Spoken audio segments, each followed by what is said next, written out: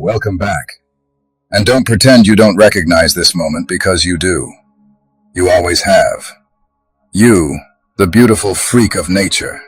The one who felt the shift before the room even changed temperature. The one who sensed something was off before the tone dropped, before the smiles stiffened, before the energy bent in that subtle way people only notice after the damage is already done.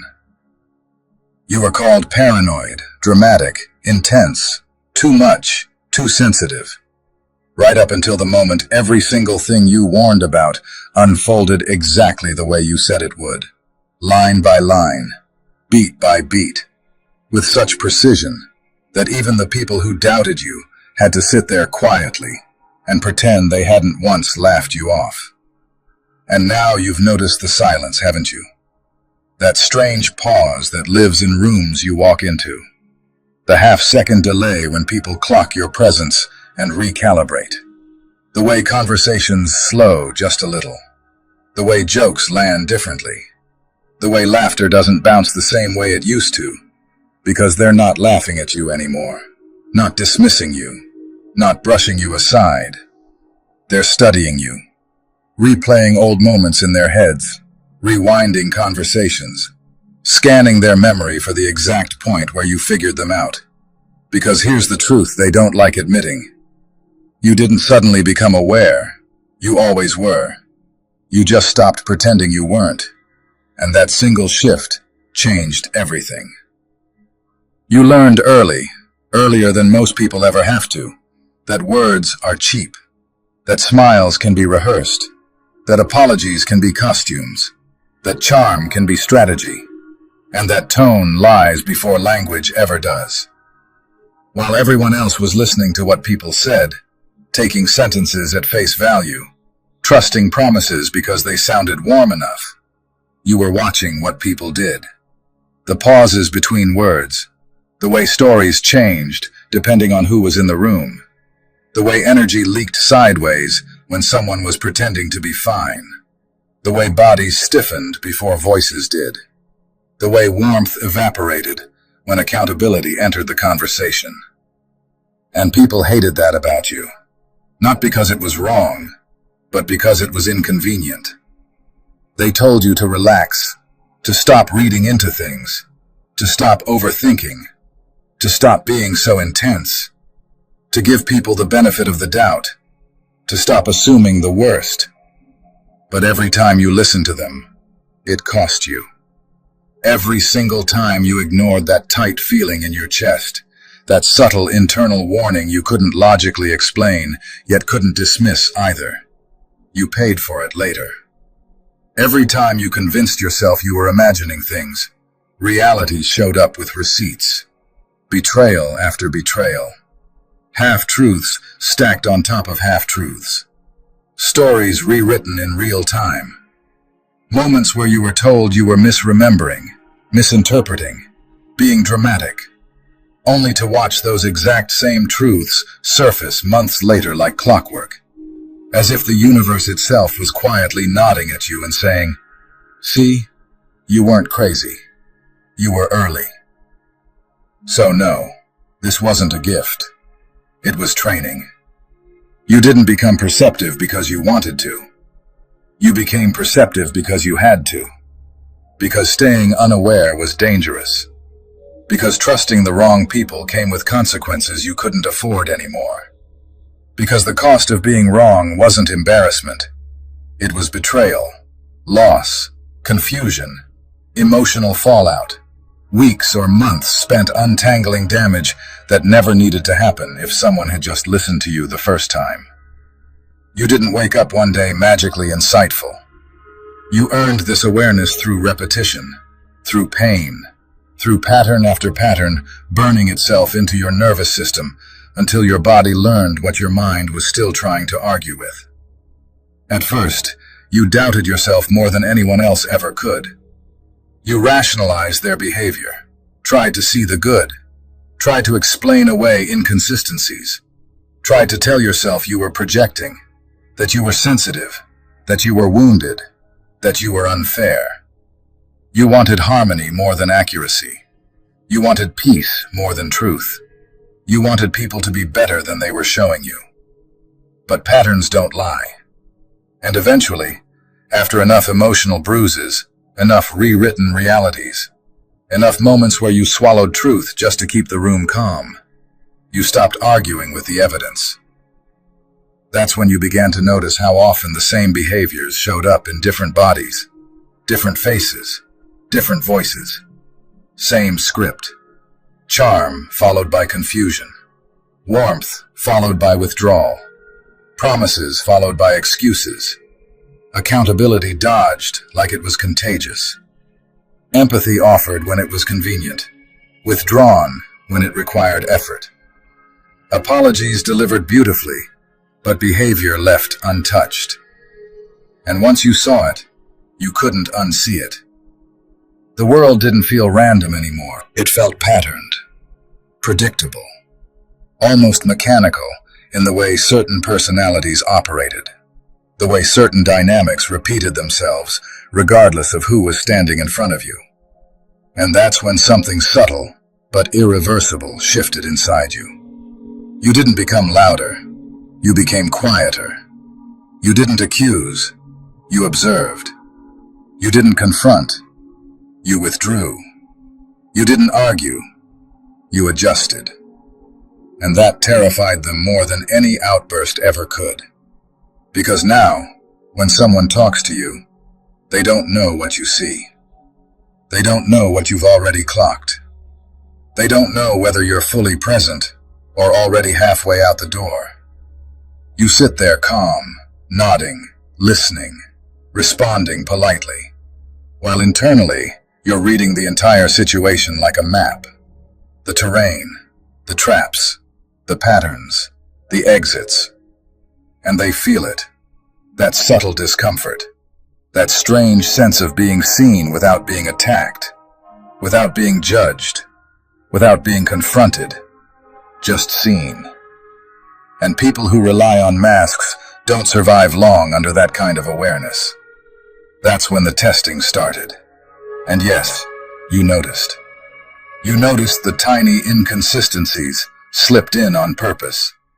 The small boundary pushes disguised as jokes. The harmless-looking lies wrapped in humor. The casual contradictions delivered with a smile. They wanted to see if you'd catch it. Wanted to see if you were really paying attention. Wanted to see if your awareness was real or imagined. You were paying attention. You always were. And instead of calling it out, instead of confronting them, instead of arguing your case or demanding explanations or exposing them, you did something far more unsettling. You remembered. You remembered everything. The timelines, the shifts, the exact phrasing, the emotional tone, the moment stories changed, the point where warmth cooled, the second where accountability vanished. You didn't need to confront them. You didn't need to expose them. You didn't need to prove anything. You simply adjusted your access accordingly. And that's when the question started echoing in their heads, the one they never say out loud. How do you always know? They don't ask because they want to learn. They ask because they're scared. Because if you can see through them this easily, then maybe their performance isn't as convincing as they thought. Maybe the version of themselves they've been selling isn't landing the way they believed. Maybe their masks have been transparent this entire time. You've noticed how fast people get defensive around you now. How often they explain things you never questioned. How quickly they justify themselves when you're just listening. How frequently they overtalk when you're quiet. How often they assume accusation when you're offering presence. That's not confidence. That's fear. Fear of being exposed without you ever saying a word. You don't argue anymore because there's nothing to prove. You don't chase clarity because clarity comes to you on its own. You don't seek closure because you understand something most people never fully grasp. Behavior is closure. Consistency is closure. Patterns are closure. And the moment you internalized that, you became unreachable. Not cold, not cruel, not bitter, just precise, clean, calibrated. You stopped needing people to explain themselves because their actions already had. You stopped needing apologies because accountability wasn't following them. You stopped needing conversations because conclusions had already formed. You stopped needing reassurance because evidence had replaced hope.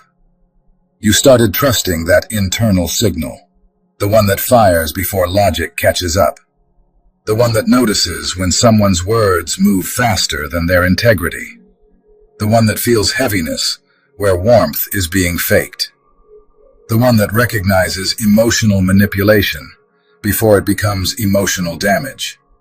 And every single time you trusted it, it proved itself again. So now, when something feels off, you don't wait. You don't second guess. You don't over-explain. You don't rationalize. You don't argue yourself out of your own perception. You don't collect more data to justify what your nervous system already clocked. You create distance quietly, cleanly, without drama, without spectacle, without announcement. That's what unnerves them the most. They can't negotiate with silence. They can't manipulate absence. They can't gaslight someone who's already gone. They can't rewrite a narrative you exited before it finished forming. They can't trap someone who no longer seeks understanding from people who've proven they don't offer it honestly. They replay conversations with you now, trying to pinpoint the moment you stopped buying the story. They scroll back through messages, reread old exchanges, searching for clues, wondering if you knew back then, if you were already aware, while they thought they were getting away with something. And the truth is, you probably did. You just didn't need to prove it. You understand human behavior in a way that makes excuses unnecessary. You know that people reveal themselves over time, not through confession, but through consistency.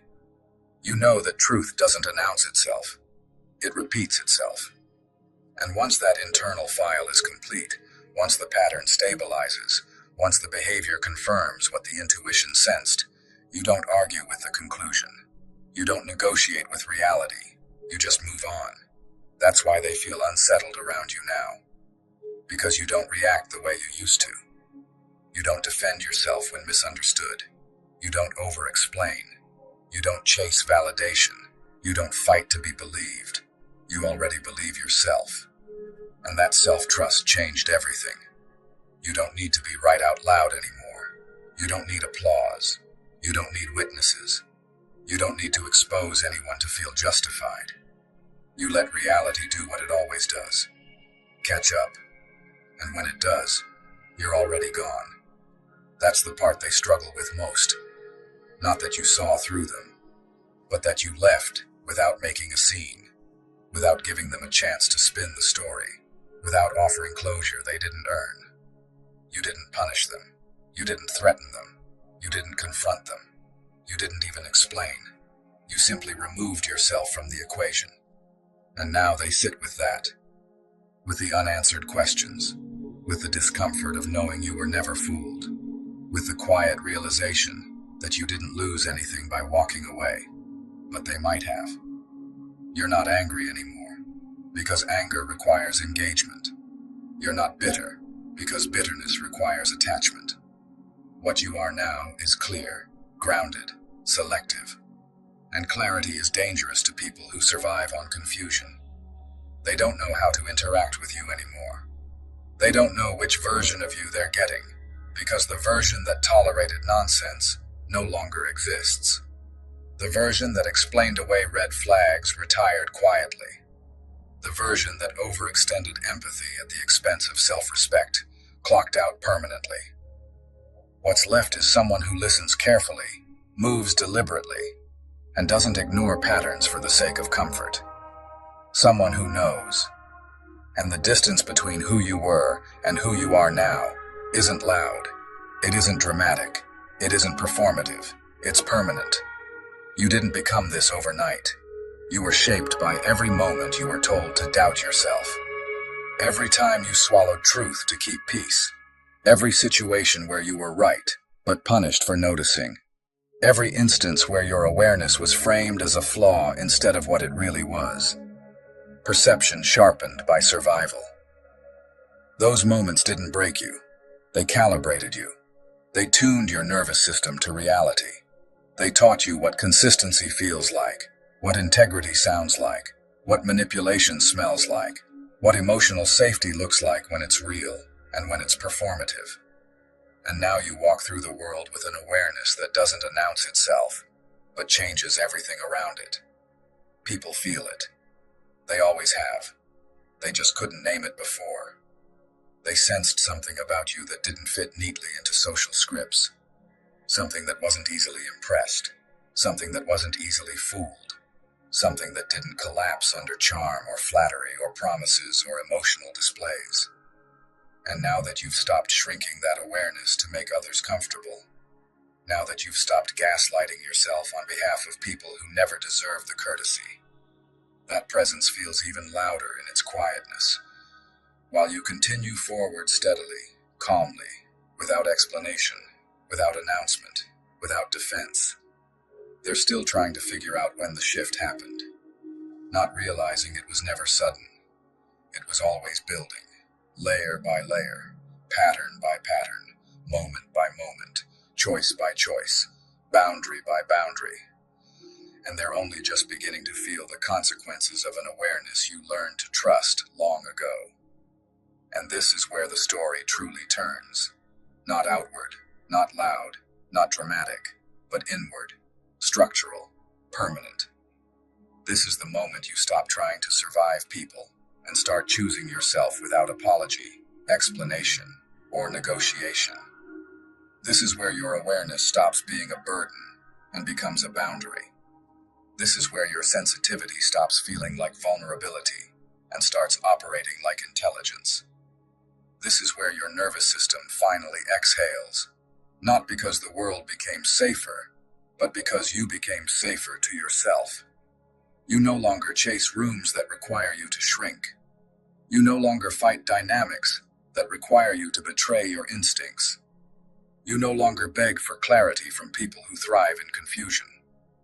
You no longer bleed energy into spaces that refuse to meet you with honesty. You no longer contort your truth to preserve access. You no longer trade peace for proximity. You no longer explain yourself to people who have already decided not to understand you. You simply move, quietly, cleanly, intentionally. And the wild thing is, nothing collapses when you do. What collapses is the illusion that you were ever required to carry what was never yours in the first place. You realize you weren't losing people when you walked away. You were losing weight, emotional weight, psychological weight, energetic weight. The kind of weight that made everything harder than it ever needed to be. And suddenly your life feels lighter. Not because it's empty, but because it's aligned. Not because you're numb, but because you're regulated. Not because you stopped caring, but because you stopped abandoning yourself to prove you could. You didn't become colder. You became clearer. You didn't become distant. You became grounded. You didn't become closed. You became selective. And that selectiveness isn't fear. It's wisdom. It's discernment. It's earned. It's the quiet intelligence of someone who has seen enough patterns to finally trust their vision. This is where you stop explaining why something hurts and start honoring that it does. This is where you stop negotiating red flags and start responding to them. This is where you stop waiting for closure and start living like clarity is enough. This is where you stop proving and start choosing. This is where you stop leaking and start preserving.